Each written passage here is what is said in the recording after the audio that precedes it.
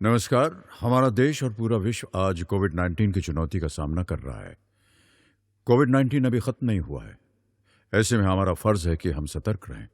इसलिए जब तक दवाई नहीं तब तक कोई ढिलाई नहीं। कोरोना से बचाव के लिए जरूरी है नियमित रूप से हाथ धोना, मास्क पहनना और आपस में उचित दूरी बनाए रखना। याद रखिए, 2 गज दूरी, मास्क है जरूरी। खांसी, बुखार या सांस लेने में कठिनाई होने पर हेल्पलाइन नंबर 1075 पर संपर्क करें। छात्रेभ्यः नमो नमः। आज की कक्षा में पुनः आप सभी का बहुत बहुत स्वागत है। मैं सुदर्शन जैन, माध्यमिक शिक्षक, शासकीय हाई स्कूल डुंगासरा, जिला सागर, मध्य प्रदेश। प्रिय छात्रों, आज हम प्रत्यय के बारे में चर्चा करेंगे। प्रत्यय किसे कहते हैं और इसके कितने भेद होते हैं। प्रारंभ करते हैं प्रत्यय परिभाषा।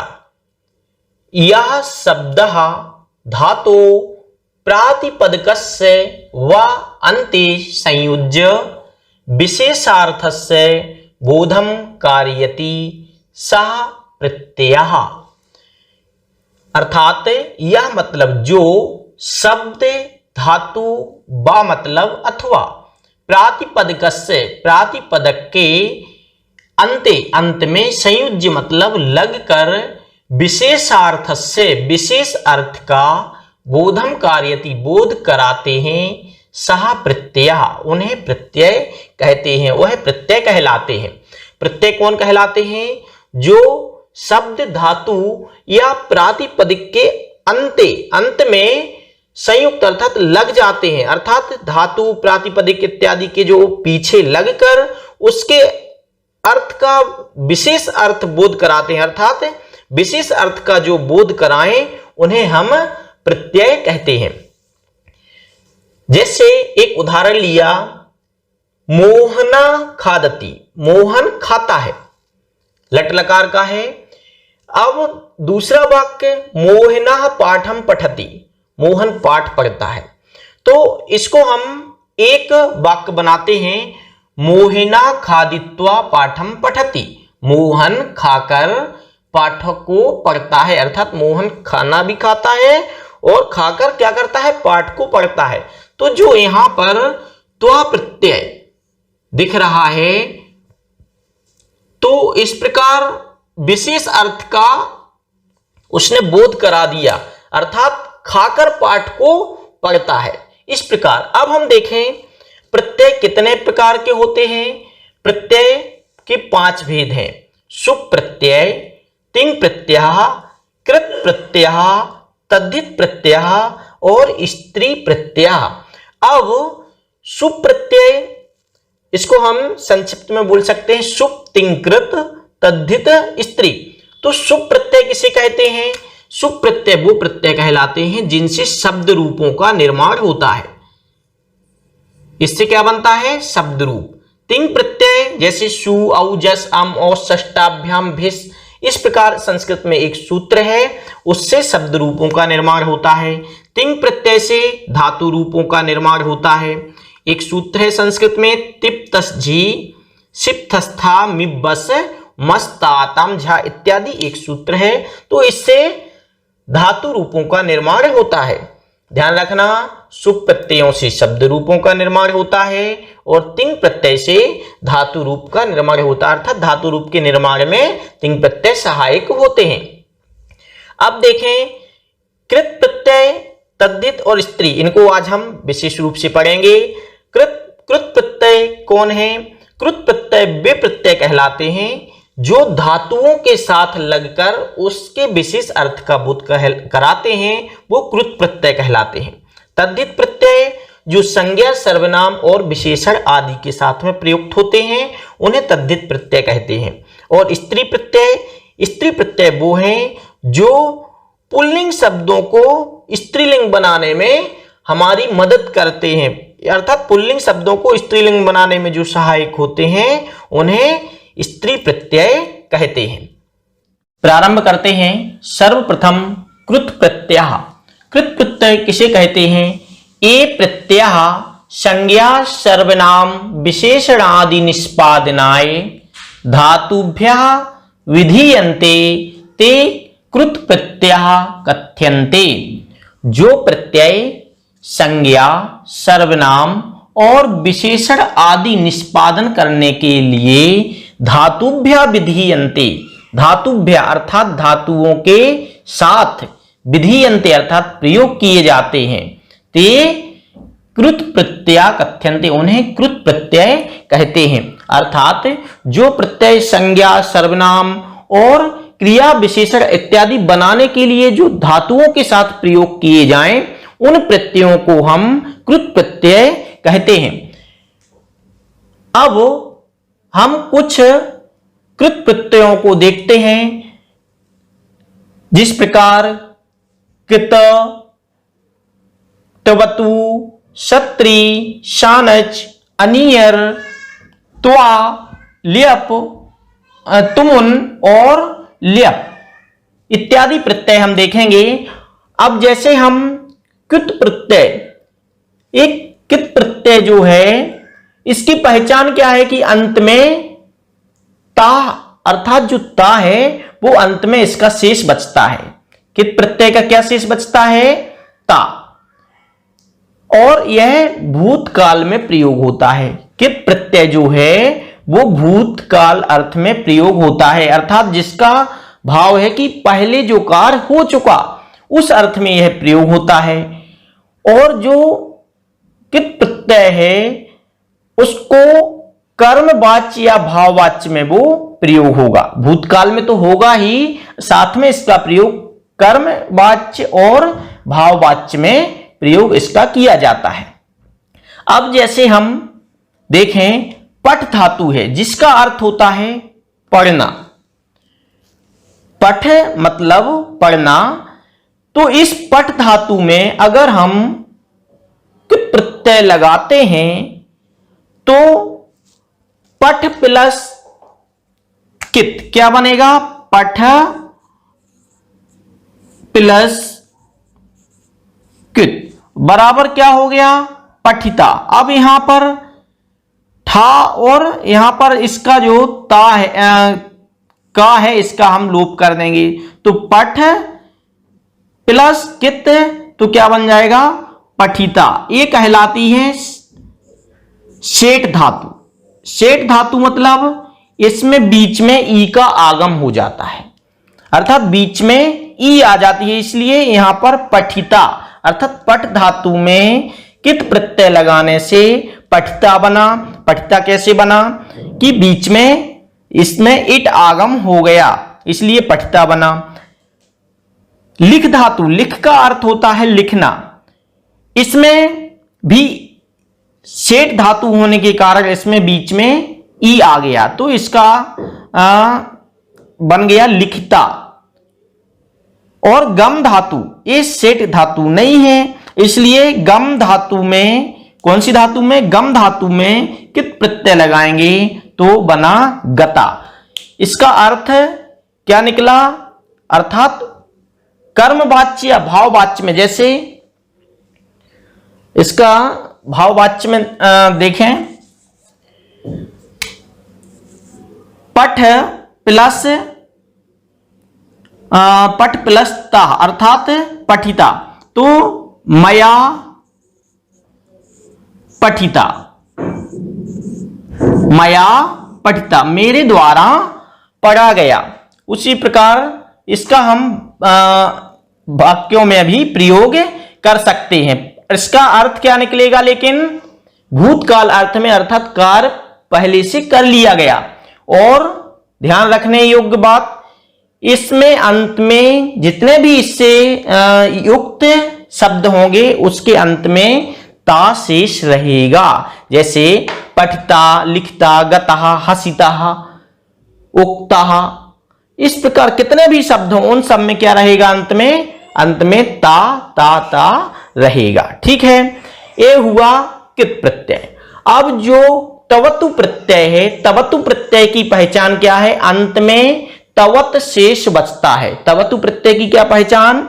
अंत में तवत शेष बचता है और इसका भी प्रयोग भूत काल में होता है, अर्थात भूत अर्थ में इसका प्रयोग होता है। लेकिन यह जो प्रत्यय कृतवतु प्रत्यय है यह कर्तृवाच्य में, अर्थात कर्तृवाच्य क्या है, जिसमें कर्ता की प्रधानता हो उसे कर्तृवाच्य कहते हैं, अर्थात जिसमें कर्ता का बोलबाला हो उसे कर्तृवाच्य, जिसमें कर्म का बोलबाला हो उसे कर्मवाच्य, अर्थात कर्ता के हिसाब से क्रिया इत्यादि चले उसे कर्तृवाच्य कहते हैं।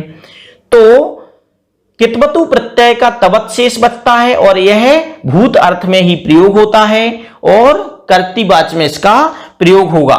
जैसे यहां पर पठ धातु, इसी पठ धातु में अगर हम तवतु प्रत्यय लगाएंगे तो क्या बन जाएगा, इसमें पठित वान, तवतु का वान हो जाता है। तो पठ धातु तवतु प्रत्यय, पठ धातु तवतु प्रत्यय क्या बना, पठितवान। लिख धातु तवतु प्रत्यय क्या बन जाएगा, लिखितवान। गम धातु तवतु प्रत्यय गतवान, अर्थात गया।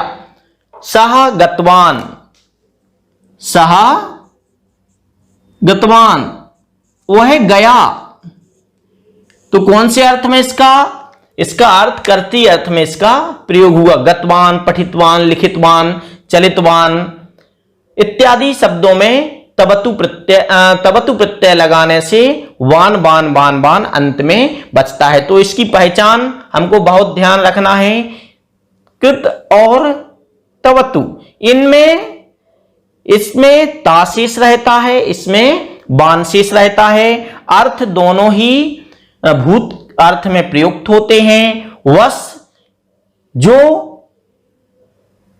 कृत प्रत्यय है वो कर्मवाच्य और भाववाच्य में प्रयोग होता है और जो तवतु प्रत्यय है वो कर्तृवाच्य में प्रयोग होता है। अब हमको मुख्य पहचान इसकी बस याद रखना है, तो आप इनको पहचानना नहीं भूलना, क्योंकि इसकी पहचान क्या है पेपर में जब आता है तो हम भूल जाते हैं, तो वहां पर भूलना नहीं है। पहचान बान बान बान जिसमें दिखे वो तवतु प्रत्यय और जिसमें अंत में ताता दिखे वो कृत प्रत्यय होता है। अब चलते हैं हम सत्री प्रत्यय की ओर। सत्री का अत शेष बचता है जिसको ना हो जाता है बाद में, और वर्तमान काल में इसका प्रयोग होता है सत्री प्रत्यय का परस्मयी पद की धातुओं के साथ और सानच प्रत्यय का आत्मनेपद पद की धातुओं के साथ। परस्मयी पद, आत्मनेपद और उभय पद, इस प्रकार तीन प्रकार से धातुएं विभक्त होती हैं। तो जो सत्री प्रत्यय है वो परस्मयी पद की धातुओं के साथ प्रयोग होता है। तो सत्री प्रत्यय अगर हम लगाएंगे, जैसे पठ धातु है ये परस्मयी पद की धातु है, तो पठ धातु में अगर हम सत्री प्रत्यय लगाएंगे तो क्या बनेगा, पठन। पठन का अर्थ होता है रहा है। किस अर्थ में इसका अर्थ क्या निकलता है, रहा, रहा है, अर्थात ये अर्थ बता रहा है पठन। सह पठन अस्ति, वह पढ़ रहा है। लिखन अर्थात लिख रहा है, सह लिखन अस्ति, वह लिख रहा है। गच्छन अर्थात रहा है, अर्थात गच्छन जा रहा है। तो ध्यान रखना ये जो सत्री प्रत्यय है इसके अंत में क्या हमको दिखेगा, मोस्टली ना ना ना इत्यादि हलंत ना दिखेगा। और जो सानच प्रत्यय है ध्यान रखना ये परस्मयी पद की धातुओं के साथ प्रयुक्त होता है और ये जो है सानच है वो आत्मनेपदी पद की धातुओं के साथ प्रयुक्त होता है। तो वर्ध धातु सानच प्रत्यय क्या बन जाएगा, वर्धमाना। वर्ध धातु जो है आत्मनेपदी पद की है, इसमें सानच लगाएंगे तो वर्धमाना अर्थात बढ़ता हुआ। कंपमाना, कंप प्लस सानच कंपमाना अर्थात कांपता हुआ, इसका अर्थ निकलता है हुआ, अर्थात निरंतरता का द्योतक है। वर्धमाना बढ़ता हुआ, कंपमाना कांपता हुआ। अनियर प्रत्यय, अनियर प्रत्यय जिसका अनीय शेष रहता है, अर्थ चाहिए निकलता है और यह कर्मवाच्य और भाववाच्य में प्रयुक्त होता है। जैसे हम धातु बोही धातु ले रहे हैं, पट धातु में अनियर प्रत्यय, अनियर प्रत्यय लेंगे तो अर्थ क्या निकलेगा, पठनीयम अर्थात पढ़ना चाहिए। क्या निकलेगा, मया पठनीयम, मया लेखनीयम मुझे लिखना चाहिए, मेरे द्वारा लिखा जाना चाहिए, गम नियम जाना चाहिए। अर्थात किस अर्थ में निकला?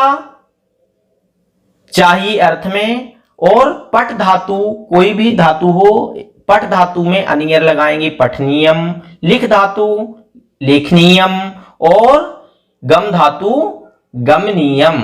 इस प्रकार हम यह अनियर प्रत्यय समझ सकते हैं कि जिसके अंत में नियम नियम नियम इस प्रकार आए वो अनियर प्रत्यय है।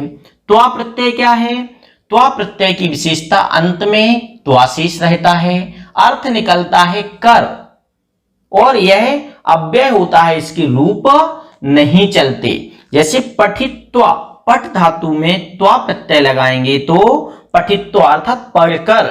लिख धातु में त्वा प्रत्यय लिखित्वा अर्थात लिखकर। अहम पठित्वा खादामि, मैं पढ़कर।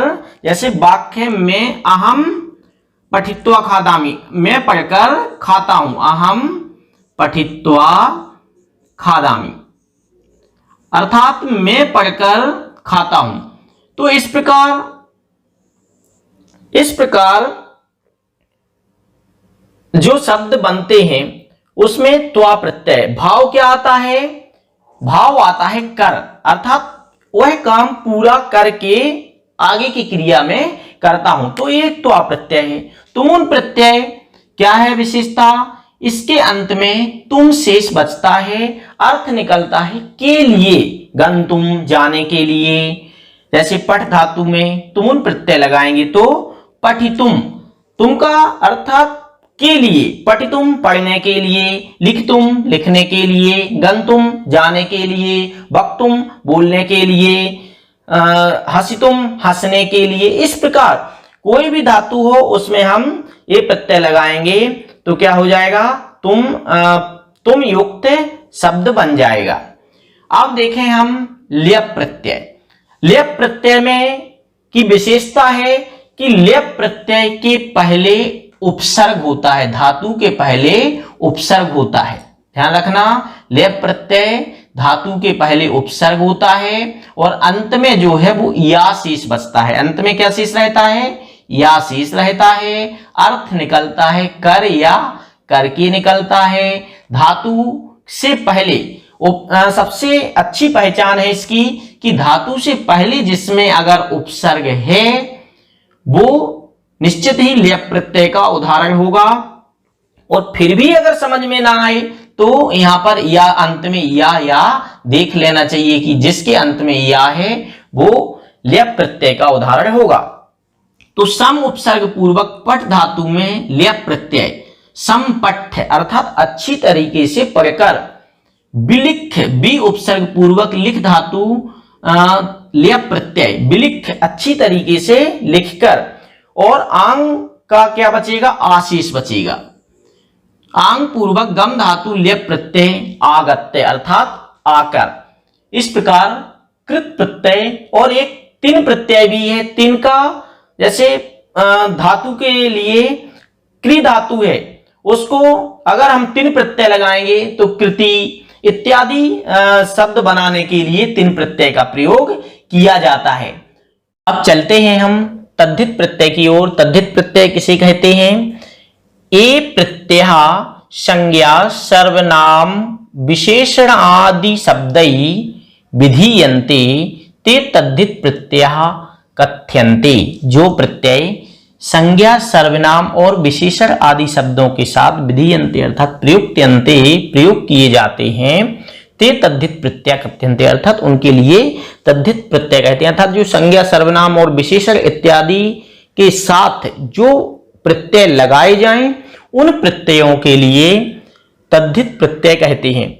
जैसे कुछ तद्धित प्रत्ययों के इधर तद्धित प्रत्यय यहां पर दिए हुए हैं, उन तद्धित प्रत्ययों को देखते हैं। जैसे मतुप प्रत्यय है, मतुप का मत शेष बचता है, अर्थ क्या निकलता है? बाला अर्थात उससे युक्त। जैसे शक्ति प्लस मतुप अर्थात शक्ति से मतुप मतलब युक्त, शक्ति मतुप, मतुप शक्तिमान। मतुप का क्या बचना है? मत शेष बचेगा तो शक्तिमान बन जाएगा।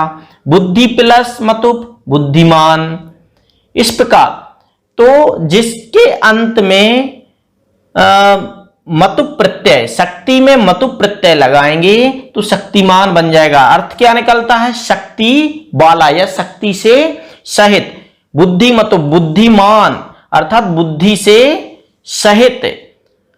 उसी प्रकार एक बतु प्रत्यय भी होता है, उसमें गुणवान, ज्ञानवान इत्यादि उसमें भाव निकलता है।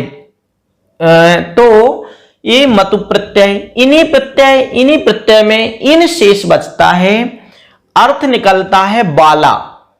जैसे ज्ञान प्लस इन्हीं, ज्ञान में इन्हीं प्रत्यय लगाएंगे तो ज्ञानिन बन जाएगा। ज्ञानिन मतलब ज्ञानी अर्थात जो ज्ञान से सहित है उसे उसमें ज्ञानी शब्द बन गया। उसी प्रकार गुणिन, गुण प्लस इन्हीं, यहां पर हमने लिखा है, वहां पर नहीं प्रयुक्त किया, तो ज्ञान प्लस इन्हीं तो क्या बन जाएगा? ज्ञानी। उसी प्रकार गुणी, तो गुण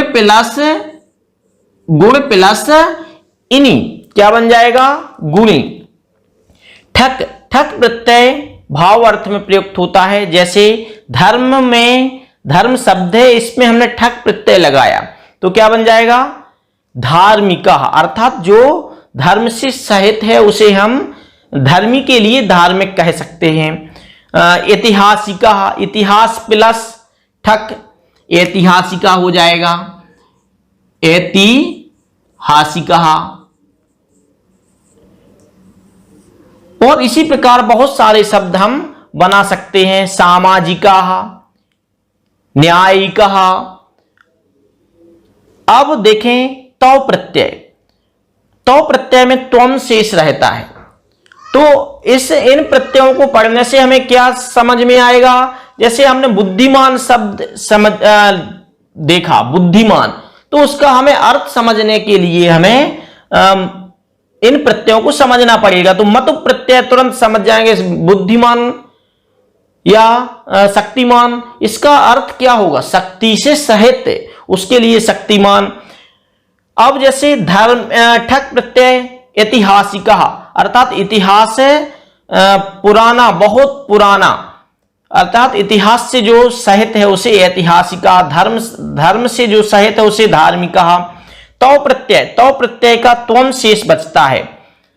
त्वम प्रत्यय जैसे लघु शब्द में हमने तौ प्रत्यय लगाया, तौ का क्या बचेगा? त्वम शेष बच जाएगा, अर्थात लघुत्वम।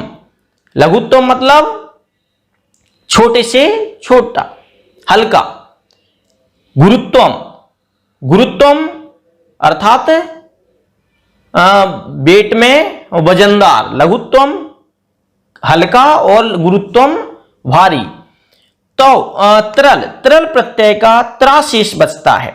जैसे बहुत्र, सर्वत्र, अन्यत्र, इस प्रकार के शब्दों में जहां पर त्रा दिखाई दे रहा है वहां पर तरल प्रत्यय है। तरल प्रत्यय का त्रा शेष बचता है। एक बार संक्षिप्त में देख लें। मतु प्रत्यय का मत शेष बचता है, अर्थ वाला होता है। इन्हीं प्रत्यय में इन लगता है, ज्ञानी, ज्ञानिन, ध्यानी, मुनि इत्यादि, गुणी इत्यादि शब्दों में इन्हीं। ठक प्रत्यय ऐतिहासिका,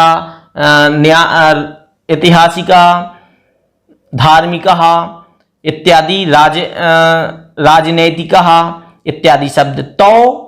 तौ का त्वम शेष बचता है, लघुत्वम, गुरुत्वम, और तरल का त्रा शेष बचता है, बहुत्र, सर्वत्र, अन्यत्र इत्यादि। अब चलते हैं हम स्त्री प्रत्यय की ओर। स्त्री प्रत्यय किसे कहते हैं? ए प्रत्ययः पुल्लिंग शब्देभ्यः स्त्रीलिंग शब्द रचनायै विधीयन्ते ते स्त्री प्रत्ययः कथ्यन्ते।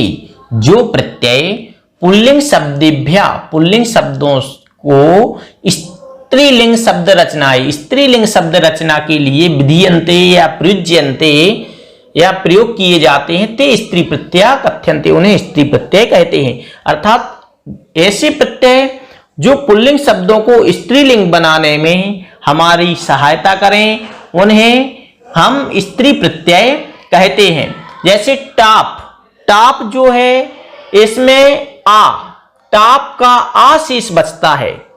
इसमें जैसे अज मतलब होता है बकरा, इसमें अगर हम टाप प्रत्यय लगाएंगे तो टाप का क्या शेष आ जाता है, आ। तो यहां पर अजा मतलब हो जाएगी वक्री। उसी प्रकार बालक प्लस टाप, तो यहां बालका होना चाहिए लेकिन यहां बालिका। हाँ, तो नियम है अगर अंत में अक आता है तो अक के स्थान पर इक हो जाता है, अक के स्थान पर इक। तो बालिक क्या इधर लग जाएगा, इक लग जाएगा, तो वालिक अर्थात वालिक। अब टाप का आ हो जाएगा तो बालिका। ठीक है, तो यहां पर अजा और भी बहुत सारे बाला अनेक शब्द बन सकते हैं। तो जिसके अंत में पुल्लिंग शब्द जैसे राम का रमा हो जाएगा, तो इस प्रकार बालिका टाप, बालक प्लस टाप बालिका।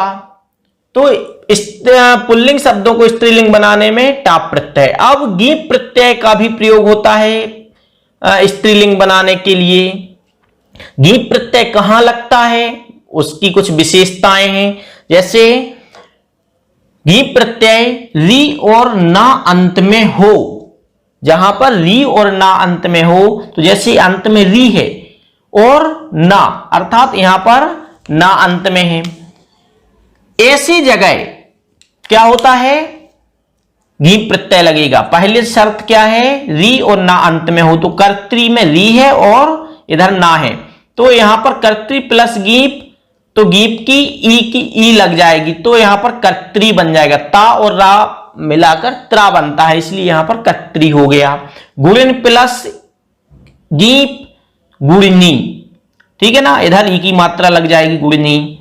उस अब दूसरा नियम क्या है, कर और टिदंत अंत में हो, कर अंत में हो और ट अंत में हो, ऐसे शब्दों में गीप प्रत्यय लगेगा। जैसे भोग कर, इसमें गीप लगा देंगे तो भोग करी। देवट, देवट अर्थात देव, देव शब्द को मुख्य शब्द देवट है, तो देवट शब्द में गीप लगा देंगे तो देवी बन जाएगा।